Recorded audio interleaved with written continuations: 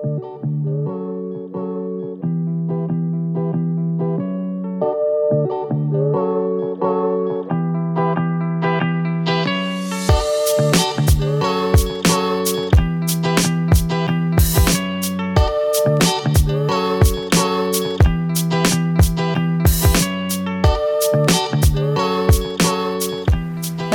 Ibu, Saudara, salam sejahtera dan berkah dalam. Kami mengajak Bapak Ibu untuk mengenal lebih dekat tempat peziarah Gua Maria Sendang Sono. Saat ini kita berada di gerbang masuk peziarah Gua Maria Sendang Sono. Saya menghadap ke selatan, Gua Maria menghadap ke timur, Kapel Maria Segala Bangsa Salib Milenium dan Kapel 12 Rasul berada di sebelah barat. Secara teritori kepemerintahan, Gua Maria Sendang Sono ini berada di Pedukuhan Semagung, Desa Banjaroyo, Kapanewon Kalibawang, Kabupaten Kulon Progo, Daerah Istimewa Yogyakarta. Sedangkan secara teritori gerejawi, Gua Maria Sendang Sono ini menjadi bagian dari Paroki Santa Maria Lourdes Promasan, Kevikepan Yogyakarta Barat, Keuskupan Agung Semarang, dengan luas lahan 4.180 meter persegi. Secara histori, Gua Maria Sendang Sono ini memiliki hubungan yang erat sekali dengan lahir dan tumbuhnya iman Katolik di sekitar Kalibawang. Pada tanggal 20 Mei tahun 1920 terjadi peristiwa baptisan terhadap 4 orang dari wilayah ini, wilayah Sendang Sono ini, di Muntilan, yaitu Bapak Barnabas Sarikromo, Bapak Lukas Suroijoyo, Bapak Yokanan Surotirto, dan Bapak Markus Surodrono atau Bapak Markus Sukodrono. Beliau berempat inilah yang menjadi perintis katekis di wilayah daerah Kalibawang ini. Berkat usaha dari Bapak Barnabas Sarikromo, maka pada tanggal 14 Desember tahun 1904 di tempat ini terjadi pembaptisan yang pertama dengan menggunakan sumber air Sendang Sono. Pada tanggal 8 Desember tahun 1929 itu Gua Maria Sendang Sono diberkati, dan pada tanggal 8 Desember tahun 1954 Kapel Tritunggal Maha Kudus diberkati. Nah, mulai tahun 1969 tempat peziarah Sendang Sono ini dibangun oleh Romo YB Mangunwijaya PR. Romo YB Mangunwijaya PR ini dalam melaksanakan pembangunan menata tempat peziarah ini menggunakan nuansa Jawa, yaitu terdiri dari bagian depan, bagian tengah, dan bagian dalam. Bagian depan itu berupa pelataran, ya, yang mana pelataran ini dibangun dengan berundak dan bersilang. Di samping berupa pelataran yang berundak dan bersilang, juga dibangun tempat istirahat, yaitu gazebo. Gazebo di sini ditandai dengan warna cat hitam dan coklat, yang mana warna hitam dan coklat ini menggambarkan sifat yang alami dan asli. Sedangkan trap-trap pelataran yang berundak dan bersilang ini melambangkan adanya kesetaraan dan menghormati martabat manusia. Trap ini menggambarkan kesetaraan dan dialog antar sesama manusia. Selanjutnya, mari kita lihat untuk bagian yang kedua. Bagian kedua itu ditandai dengan bangunan yang diwarnai dengan cat merah dan putih. Bagian ini juga sering dikenal dengan tempat yang sakral, yaitu tempat yang digunakan untuk berdoa. Warna putih itu melambangkan kesucian dan warna merah itu melambangkan keberanian atau kemartiran. Nah, kita lihat bagian yang ketiga. Bagian ketiga itu terdiri dari Gua Maria dan Kapel Tritunggal Maha Kudus. Nah, untuk mengenal lebih jauh, mari kita masuk ke dalam bagian yang ketiga ini supaya kita mengetahui satu persatu bagian-bagian yang penting di tempat peziarahan ini. Bapak Ibu, para romo, saudara-saudari, kita akan masuk ke dalam kompleks Sendang Sono, mengenal lebih dalam bagian tengah dari Sendang Sono. Nah, yang tadi disebut ditandai oleh cat merah dan cat putih. Kita akan masuk di lokasi di sumber Sendang Sono yang menjadi awal adanya Sendang Sono.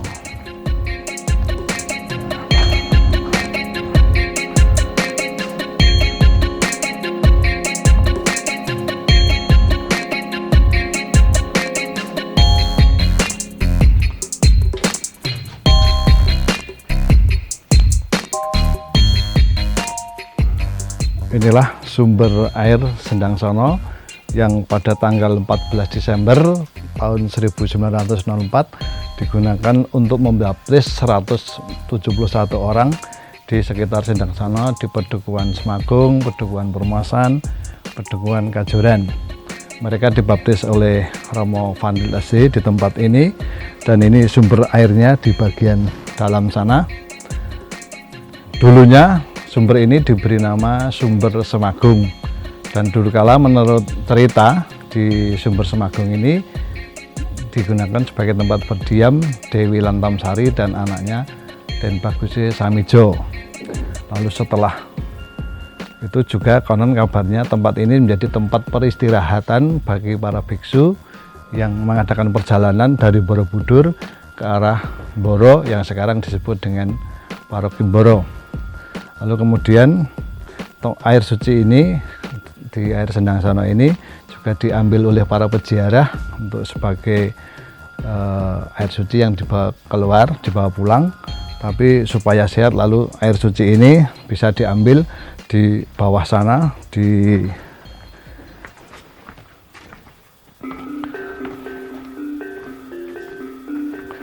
keran-keran yang disediakan.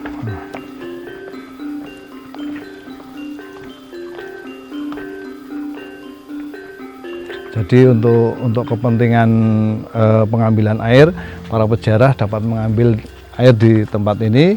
Ini ada 7 keran yang ini dialirkan dari Sumber Semagung, dan air Sendang Sono ini menjadi oleh-oleh untuk para peziarah. Nah, mari kita naik ke Gua Maria Sendang Sono.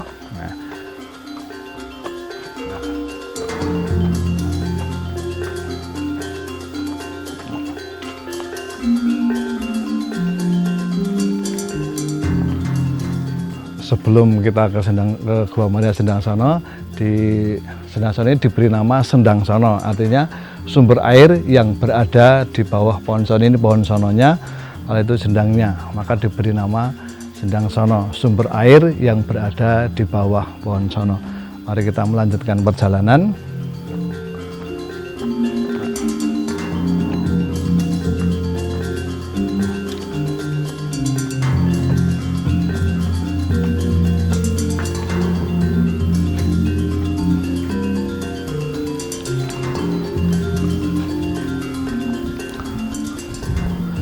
Darmo, Bapak Ibu yang saya hormati, inilah Gua Maria Sendangsono yang dibangun pada tahun 1929 dan diberkati pada tanggal 8 Desember 1929.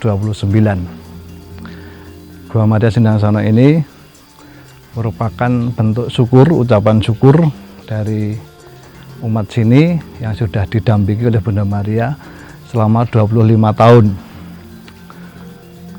Maka Gua Maria ini adalah monumen ucapan syukur dari umat di sekitar Kalibawang karena sudah merasa dilindungi oleh Bunda Maria. Dan ini juga didirikan bertepatan dengan 75 tahun Dogma Maria tanpa noda.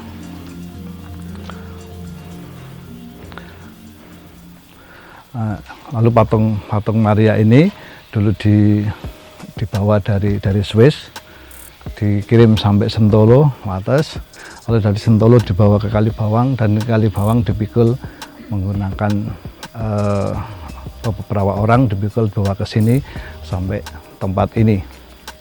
Itu kaitannya dengan Gua Maria Sendangsono. Lalu setelah ini 25 tahun berikutnya Sendangsono juga mengadakan monumen peringatan berupa Kapel Tritunggal Maha Kudus pada tahun 1954. Pada bulan Juni tahun 1954 didirikan Kapel Tritunggal Maha Kudus sebagai ucapan syukur atas berdirinya Sendangsono selama baptisan pertama selama 50 tahun. Lalu baptisan Sendangsono lalu dibuat replika di sini sebagai gambaran bahwa dulu dibaptis oleh Romo Vanlit. Ini gambaran kaitannya dengan peristiwa baptisan tahun 1904. Kita akan berjalan ke arah sini terkait dengan bangunan yang dibuat oleh Romo Mangun. Jadi perkembangan berikutnya pada tahun 1969 Romo Mangun diminta oleh Keuskupan untuk menata kompleks Sendangsono ini. Dulu ini bentuknya bukit-bukit, lalu oleh Romo Mangun ditata, diratakan, tetapi modelnya tidak langsung dipasangi batu seperti ini, tapi tanah diratakan, lalu dikasih penghalang-penghalang bentuknya dari bambu. Setelah beberapa tahun tanahnya keras, baru dipasangi dengan batu seperti ini. Nah, ini kaitan pembangunan yang dibuat oleh Romo Mangun dengan memperhatikan arsitektur asli di sini. Lalu bahan-bahan yang digunakan adalah bahan-bahan alami, bahan-bahan dari batu-batu yang ada di sekitar sini dan dikerjakan oleh masyarakat di sini untuk membantu masyarakat juga memperoleh ekonomi. Nah, selain di tempat ini, lalu kami di Sendangsono juga menyediakan beberapa sarana untuk berdoa. Sarana yang berdoa yang pertama adalah jalan salib kecil. Kita akan ke sana, ke dalam jalan salib kecil.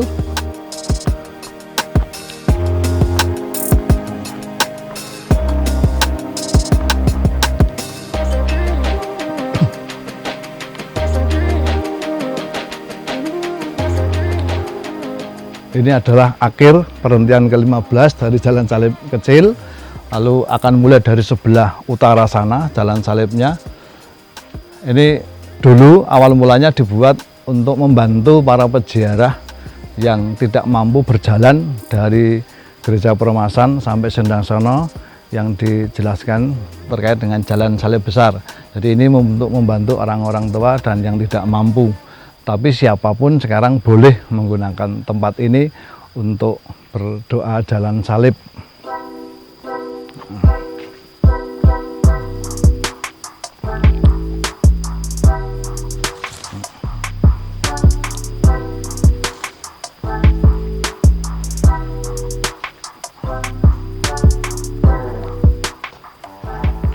Selain jalan salib, kami juga menyediakan ada 2 gazebo ini untuk istirahat bagi para peziarah setelah melakukan sembahyang di sana, setelah berdoa, lalu boleh istirahat di sini. Lalu di bagian bawah juga ada kamar mandi WC untuk persediaan.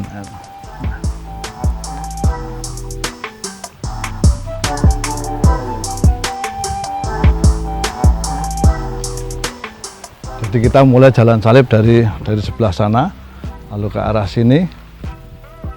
sini, lewat bawah kapel para rasul, lalu menuju ke Gua Maria. Nah, kita akan berlanjut naik ke fasilitas tempat doa yang kedua, yaitu kapel para rasul yang ada di atas ini.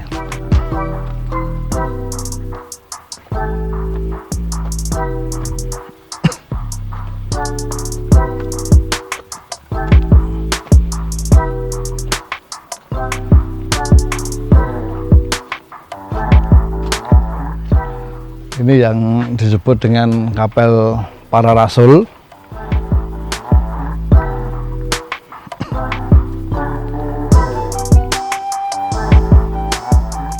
Ini dibangun dengan arsitektur tertentu, dengan tiga tiang, lalu ada ruji-ruji yang jumlahnya ada 12 ya. Jadi tiang-tiang ini menyimbolkan sebagai gambaran Tritunggal Maha Kudus, Bapa, Putra, dan Roh Kudus yang menyangga rumah ini, tiang ini. Lalu di ujung kapel ini ada 12 ujung yang menggambarkan 12 rasul. Jadi filosofinya atau maknanya dari bangunan kapel para rasul ini adalah bahwa para rasul ini bertahan kuat hidup karena ditopang oleh tiga tiang ini yang menggambarkan Bapa, Putra, dan Roh Kudus. Dan bagian luar dari kapel para rasul ini dibentuk seperti Kolosium Romawi supaya orang bisa menghadap ke sana secara fokus. Itu kaitannya dengan kapel para rasul. Lalu kami juga menyediakan sarana berdoa.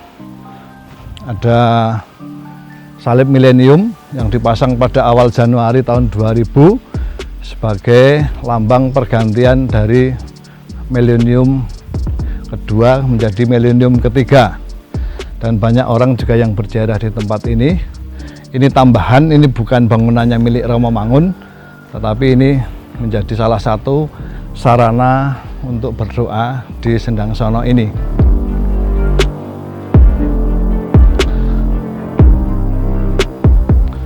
Di samping salib milenium juga ada gambar Maria Bunda Segala Bangsa. Ini gambar ini dipasang di sini pada tahun 2004 pada bulan Agustus tanggalnya 15 ketika perayaan Maria diangkat ke surga. Gambar ini didapatkan dari Mejodjot lalu dibawa ke Jakarta, lalu ke Semarang, lalu dibawa ke sini atas perintah dari Vikjen waktu itu Yohanes Pujo Sumarto. Itu kaitannya dengan Bunda Maria Segala Bangsa. Lalu ini kapel yang terakhir yang disediakan di Sendang Sono ini adalah kapel Maria dengan bangunan khusus. Ada bagian-bagian khusus, ada beberapa tiang yang dibuat sangat khusus. Karena tiang ini ada bagian atas yang menggambarkan bagian udara, lalu ada bagian tengah ada dunia darat, dan bagian bawah ada dunia laut. Itu ada gambar ikannya, lalu bagian tengah ada pohon-pohonnya, gambar pohon, yang atas ada gambar awan, dan semuanya itu disimbolkan ada Salam Maria penuh rahmat. 3 dunia, dunia atas, dunia di atas, dunia darat dan laut, itu semua penuh rahmat. Romo Mangun juga membuat altar di sana, gambarannya seperti perahu, jadi menggambarkan gereja sebagai bahtera. Itu beberapa gambaran kaitannya dengan Sendang Sono. Jadi bagian yang tadi merah ini semua menjadi sarana untuk berdoa. Sampai di bagian ini ada kapel, ada salib milenium, ada Maria Bunda segala bangsa. Dan Sendang Sono, tadi lupa saya sebutkan bahwa Sendang Sono juga berkembang berkat dari perjuangan Pak Barnabas Sarikromo yang disemayamkan di sini. Jadi peristiwa baptisan yang jumlahnya 171 orang tadi itu berkat usaha dari Pak Barnabas Sarikromo yang menjadi katekis di sekitar Kalibawang ini. Bahkan Pak Barnabas ini mendapat penghargaan dari Paus Pius XI, penghargaan karena menjadi katekis selama 25 tahun. Demikian informasi mengenai Sendang Sono.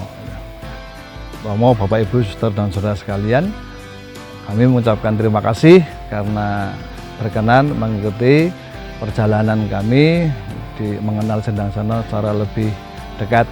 Semoga dengan semakin mengenal Sendang Sono, kita juga makin mengenal Yesus Kristus, dan kita bersama-sama mohon lewat Bunda Maria, semoga kita selalu diberi rahmat yang berlimpah.